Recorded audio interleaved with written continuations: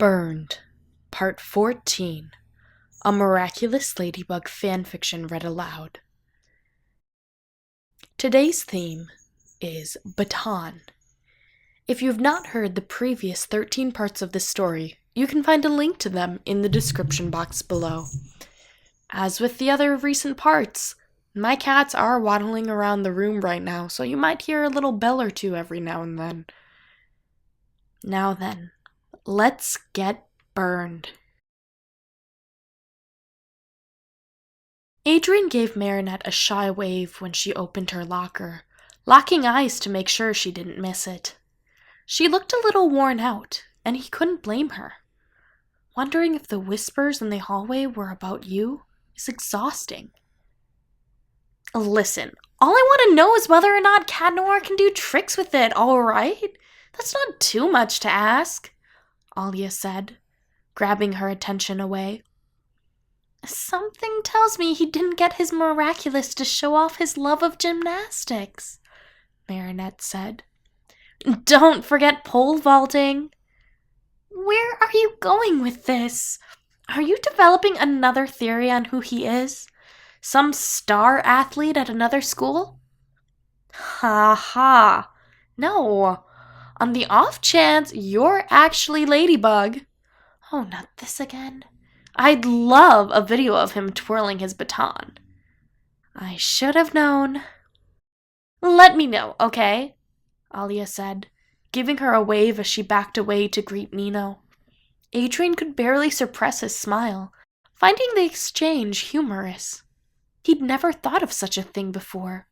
Would Ladybug be just as impressed as Alya if he learned a few tricks? School passed quickly, despite Adrien counting the minutes for break times. He'd used the few moments he had here and there to look up cheerleading moves. Hopefully he'd be able to pick up on a few between now and the next time he saw Ladybug. Bye, Adrien, Marinette said, catching his attention. Yeah, bye. He tapped out of the video he was watching to make sure he saw her leave. It looked like she was doing better than a few days ago. Even so, he slid his things into his bag and jogged to catch up, grabbing her hand when he reached her side. If he didn't know better, Adrien would have called the look on Marinette's face terror. For the press, he whispered as they stepped outside. Sure enough, a camera flashed as they made their way to the sidewalk. He helped her into the car waiting for him and told his driver where she lived. There was no need to have a date today. This would be enough for appearance's sake, and he wanted to practice a few baton tricks. So, Marinette began, catching him off guard. Alya said something pretty funny today. Yeah? She talked about Cat Noir using his baton to do tricks. Can you imagine such a thing? He nodded to pretend he was thinking. That's something he'd do to entertain the kids, don't you think? I guess, she laughed. Do you ever think he'd take notes from Ladybug? What do you mean, take notes? Adrien leaned forward in his seat. Clearly she's some kind of gymnast. If he practiced in front of her, she'd give him some notes. I'm sure of it. I'm not sure that's her backstory. Maybe it's just her miraculous giving her a boost. She might be totally clumsy like me in real life. What do you mean by real life? Marinette blinked in surprise. You know, she began, looking away. When she isn't wearing the mask. Time doesn't stop with the mask on. She's just as much a person with or without the job. Even when I'm a model, I'm still Adrien Agreste for those 4 or 8 hours. I still have my likes and dislikes, and the ever-tempting urge to eat some lasagna.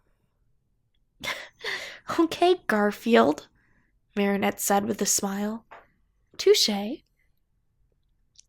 The rest of their car ride was quiet, but that was to be expected.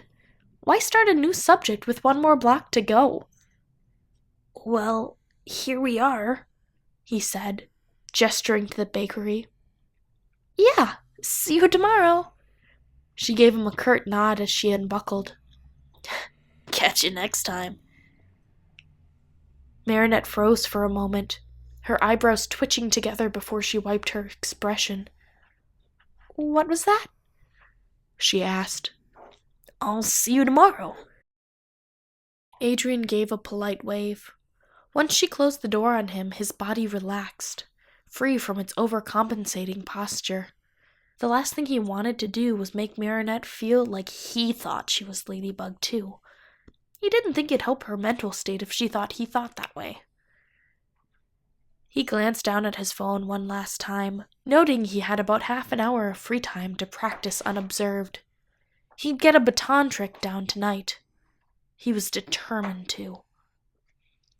Adrien smiled to himself as Plag emerged, happy to see him. He could ask his Kwame if the Baton had other abilities. He may as well, so long as they had a carrot-and-stick relationship. That, and he couldn't wait to see Ladybug's reaction to him showing up with new skills. He'd do anything to be on her mind. Thank you so much for listening. Part 15 is on its way. In the meantime, you can check out these other videos for more fanfiction. I'll catch you next time.